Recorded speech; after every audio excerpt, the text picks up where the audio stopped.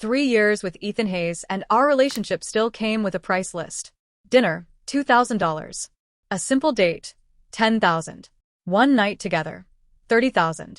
And then, I discovered I was pregnant. It took a moment for my brain to catch up. I stared at the man sitting across from me, still radiating that untouchable, aristocratic aura even in a sterile hospital gown, and asked bluntly, "Ethan, do you happen to have $100 million?" He blinked, clearly thrown off. The white patient gown hung loosely over his frame, but it didn't hide the sharp lines of his face or the intensity in his dark eyes. "Why are you asking me this?" I hesitated, my words tripping over themselves. I didn't mean. What I wanted to say, what if I had your baby for $100 million, hung unsaid. His expression tightened instantly. "If that's not what you meant, drop it," he said, clipped and cold.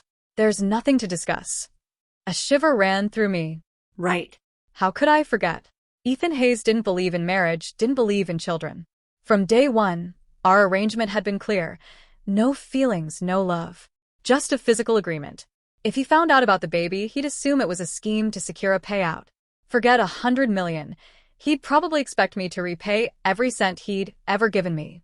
Better to stay silent. I tightened my grip on the clinic report hidden in my purse, tucking it discreetly out of view. "Oh, never mind then," I said lightly. Ethan didn't push.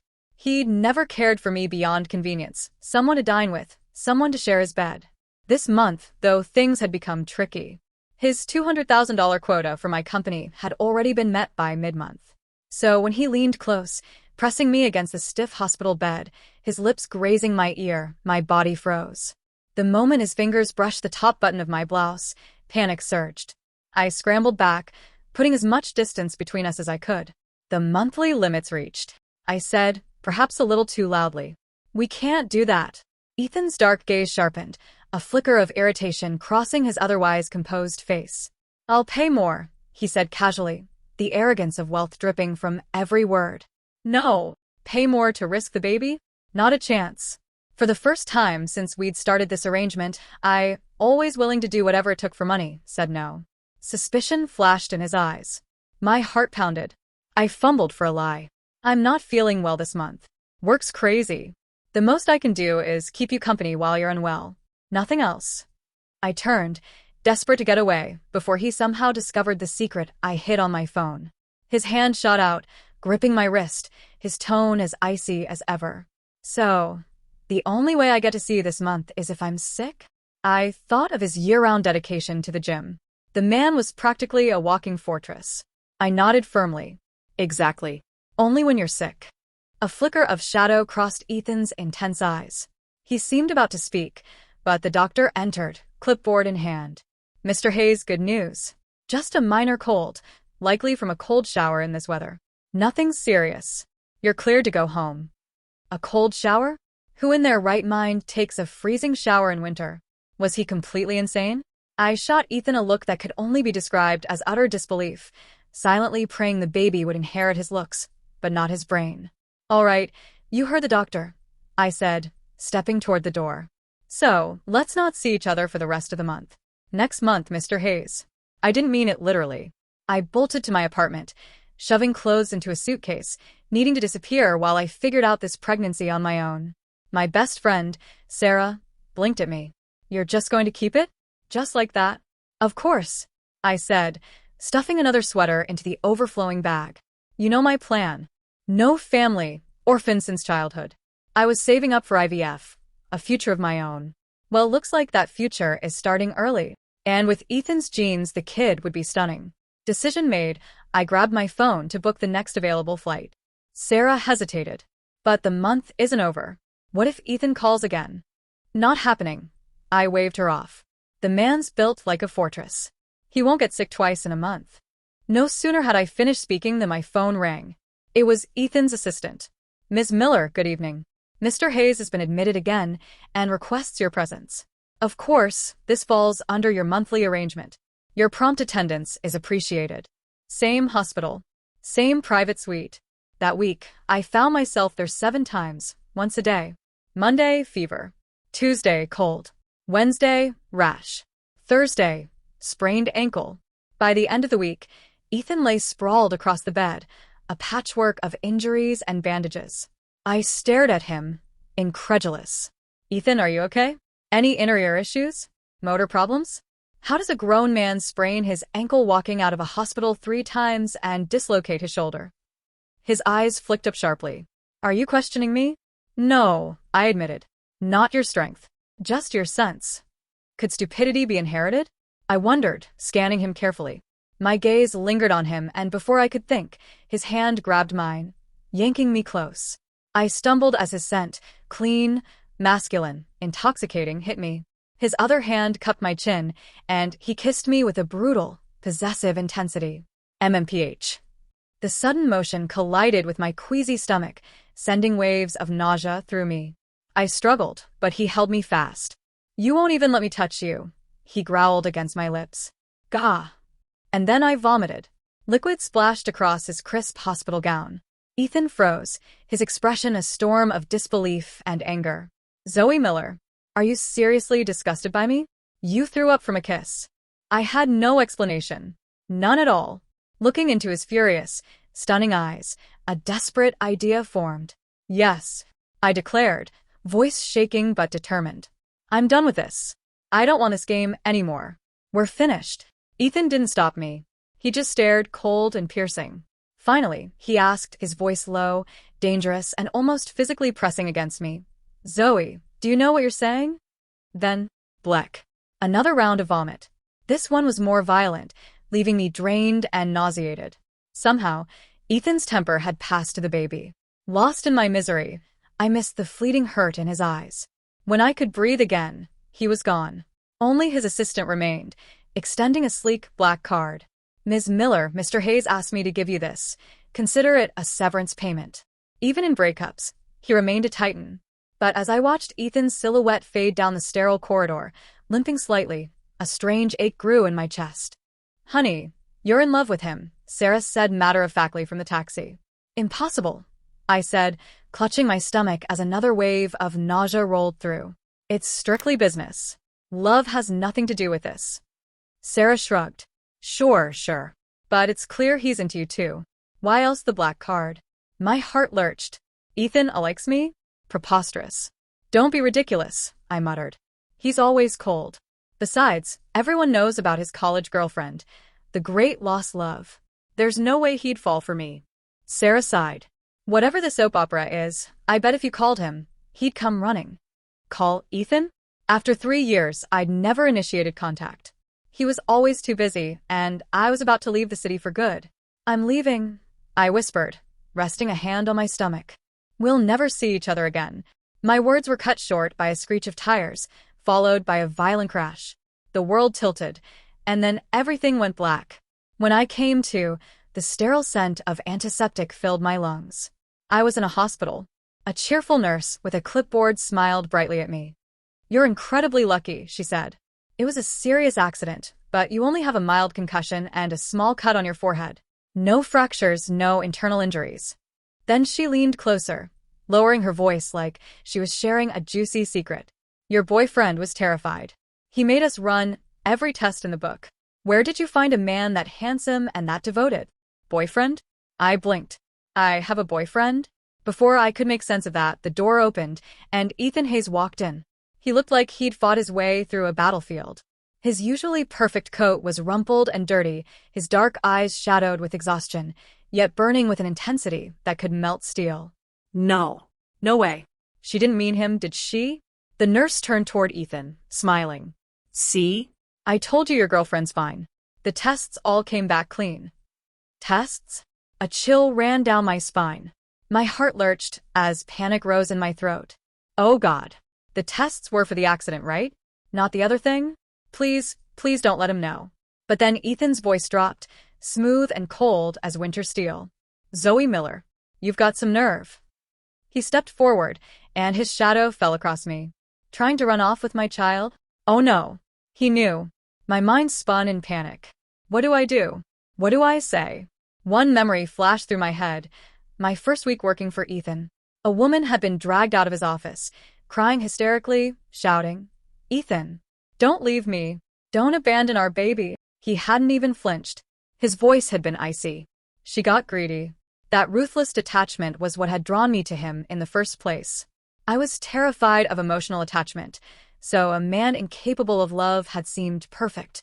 A clean transaction. No mess.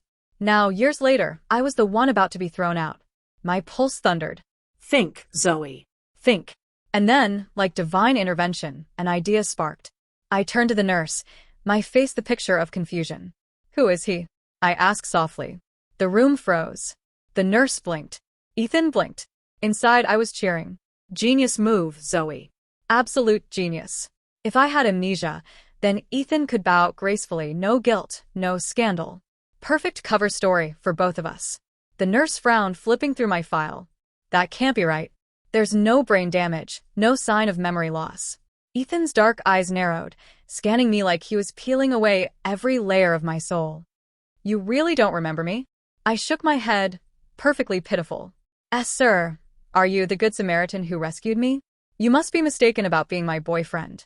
You're so kind, pretending to care. Thank you for saving me. Come on, Ethan. Take the exit I'm handing you. Just nod, walk away, and we can both forget this ever happened.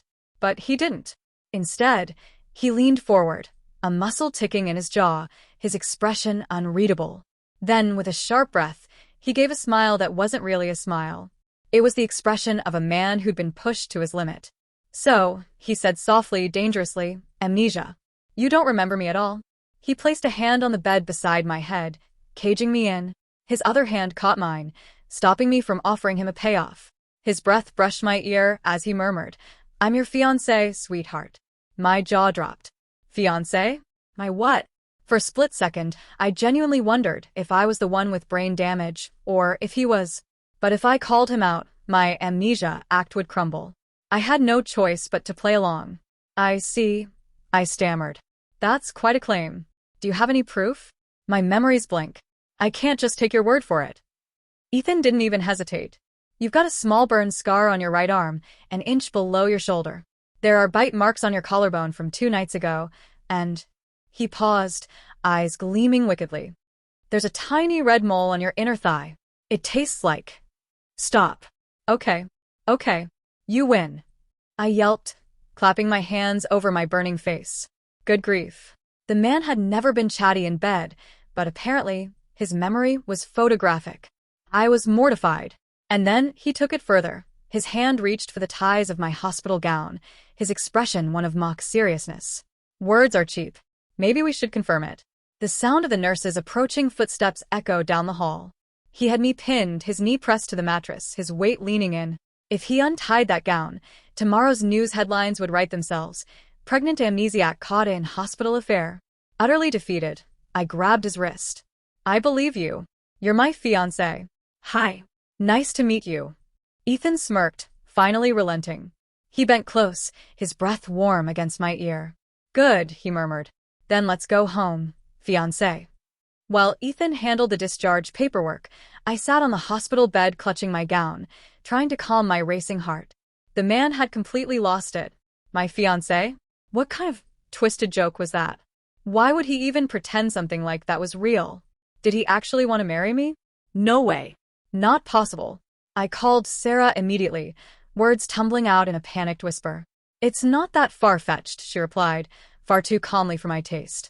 Zoe, you've got to stop letting your childhood issues make you terrified of real connections.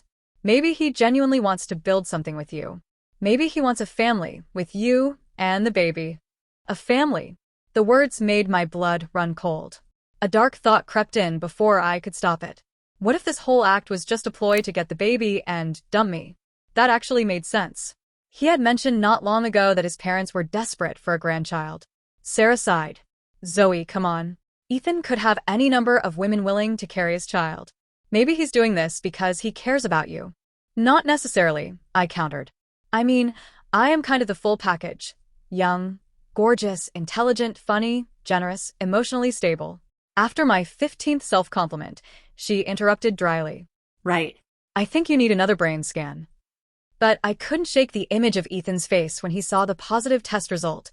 The way his jaw tightened, his eyes flickered, and his hands trembled slightly. He wanted the baby. Not me.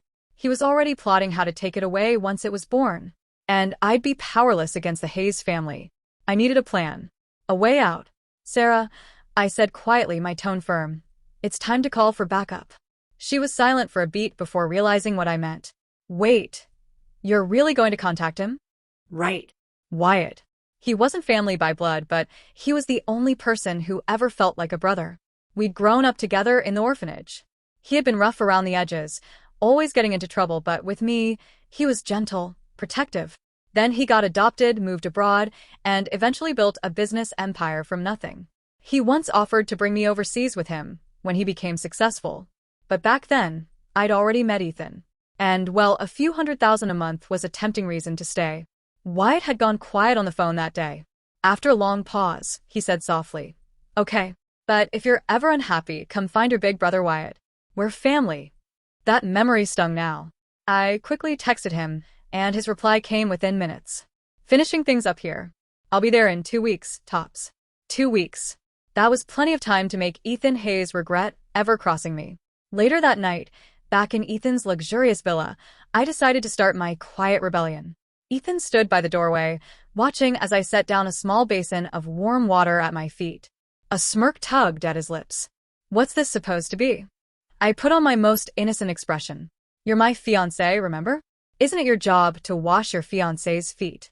Let's see how far you'll take this little lie, Mr. Hayes." Normally, I knew my place. I was the well-behaved companion, the quiet, compliant one. But things had changed. The rules had changed. Ethan arched a brow, silent amusement flickering in his gaze.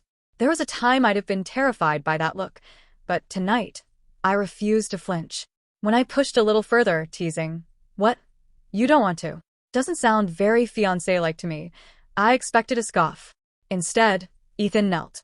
Actually knelt. His large hand cupped my foot gently, and for a moment I froze. His touch was careful, deliberate, almost reverent. "Is this comfortable, my dear fiancé?" he murmured, lips curved in quiet mockery. Was this real life? The great Ethan Hayes, billionaire heartthrob, washing my feet? If tabloids ever got wind of this, they'd have a field day. But then his hand lingered.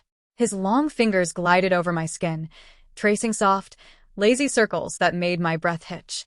A shiver rippled through me. No. No. I was supposed to be in control here.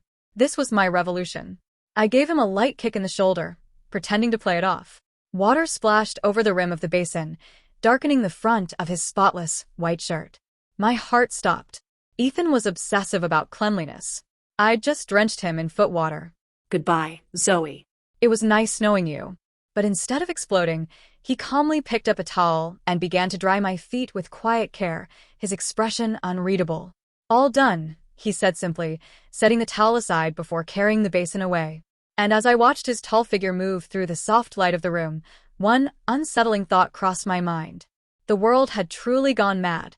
I discovered that courage was like a muscle. The more you exercised it, the stronger it became. After Ethan not only endured but seemed to enjoy my little foot-washing stunt, I decided to push things further. I refused to eat anything he hadn't prepared. I wouldn't bathe unless he ran the water. I wouldn't set foot on the floor until he had personally vacuumed it. After all, I was his fiancée now, not just his on-call companion. Fiancés were supposed to be pampered, weren't they? Within days, the legendary Ethan Hayes, the Prince of Wall Street, looked perpetually exhausted, dark circles etched beneath his eyes.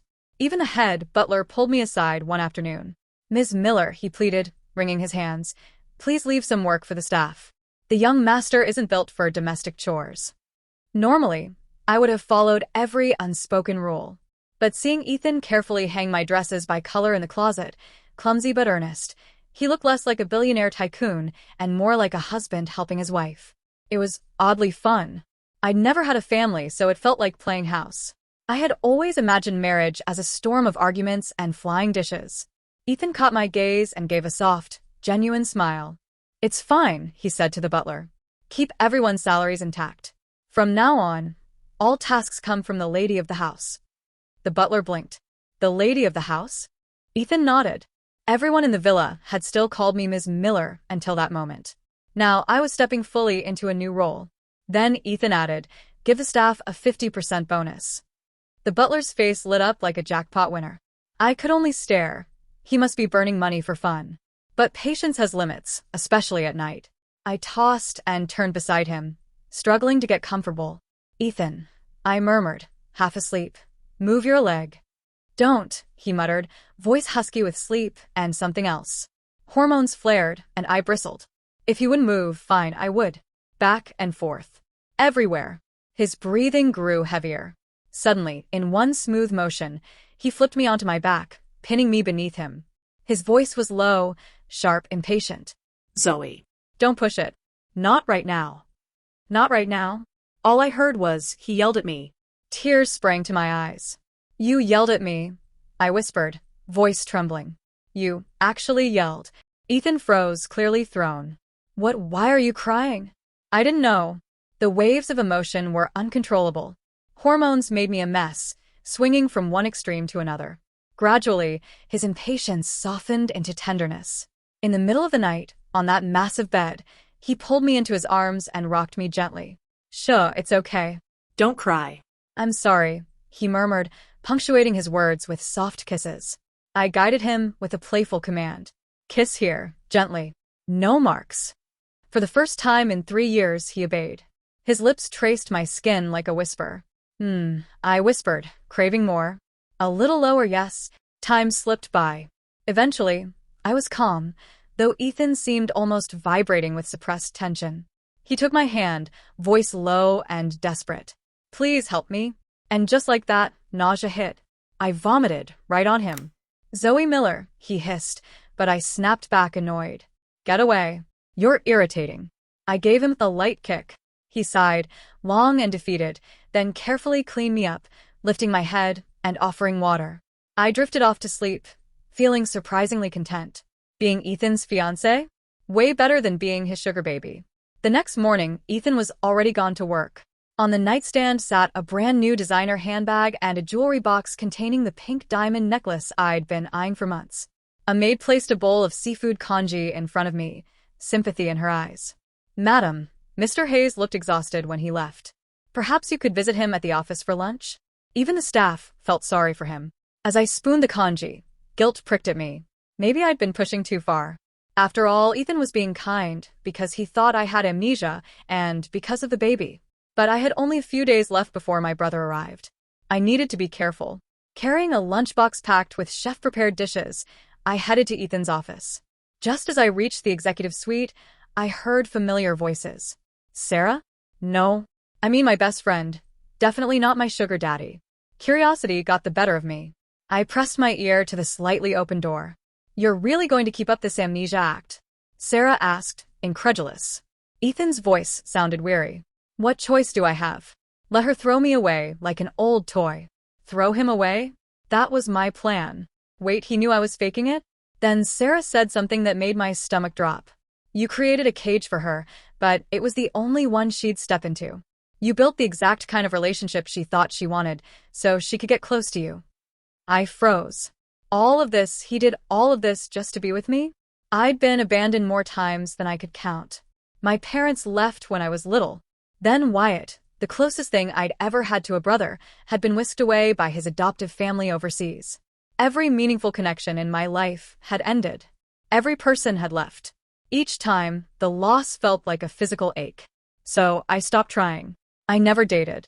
I preferred relationships governed by cold, calculated logic, where the investment was small and the inevitable departure didn't sting as much. With Ethan, I had set the rules. Dinner, $2,000. A date, $10,000. A late-night phone call, $20,000. A night together, $30,000. Ethan always agreed. Often, he seemed even more comfortable with this arrangement than I did. My last hesitation melted away, and I settled into the transactional rhythm of our lives. And I never imagined it was all a carefully orchestrated illusion, a relationship tailored specifically for me. Sarah sighed, exasperated. You've been together for over 3 years, with a baby on the way. Why not just tell her the truth? Ethan leaned back, exhausted yet unyielding. No. If I rush, she'll retreat. The baby doesn't change my plan. The amnesia, it's a gift. It gives her a reason to relax around me, to get upset, to demand, to be spoiled. Slowly, his voice held an intimacy that made my heart pound. Slowly, she'll get used to being loved for real. On the ride back to the villa, my phone buzzed. Sarah's voice was warm and perceptive. I heard you've been emotional lately. Want me to get a doctor's advice for the pregnancy? I cut in, voice soft. Sarah, do you think I should give it a real try with Ethan? Her smile came through the line. Don't be afraid, honey. Go for it. I've got your back. A warmth spread through me. Even though love had always seemed risky, parents could abandon you, people leave, you could still choose to try. And in that moment, I wanted to try. I wanted to love him.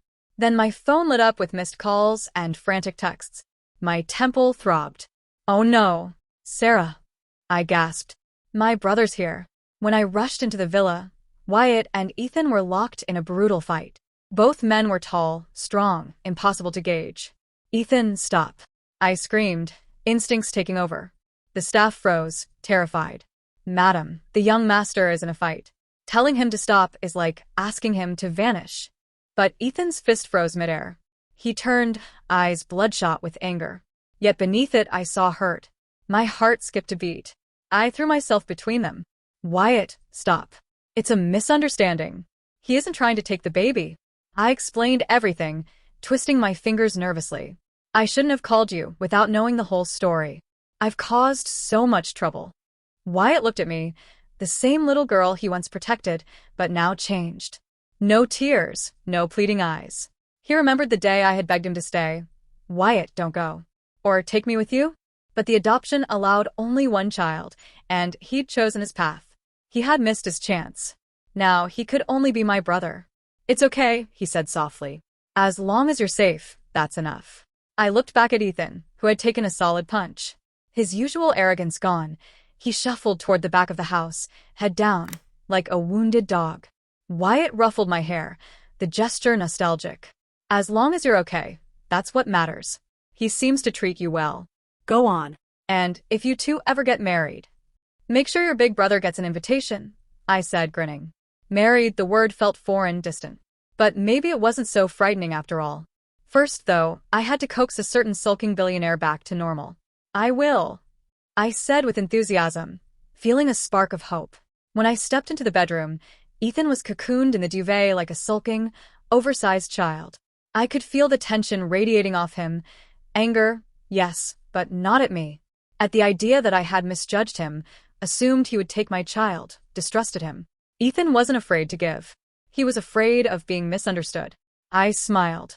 Time to work my magic. I tugged at the blanket. Get up. Nothing. Come on. Now. Still nothing. I raised an eyebrow and added a little stomp for emphasis. In an instant, he leapt up, sweeping me into his arms. Don't even think about walking away. The grumpy facade was back, but I wasn't intimidated. I poked his cheek, tracing the dimple I knew so well. Two voices spoke at once, overlapping in hilarious contradiction. Fiancé, are you hungry?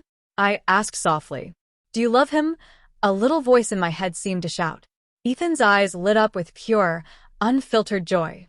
Hearing me call him fiancé meant I wasn't pretending anymore. Yes.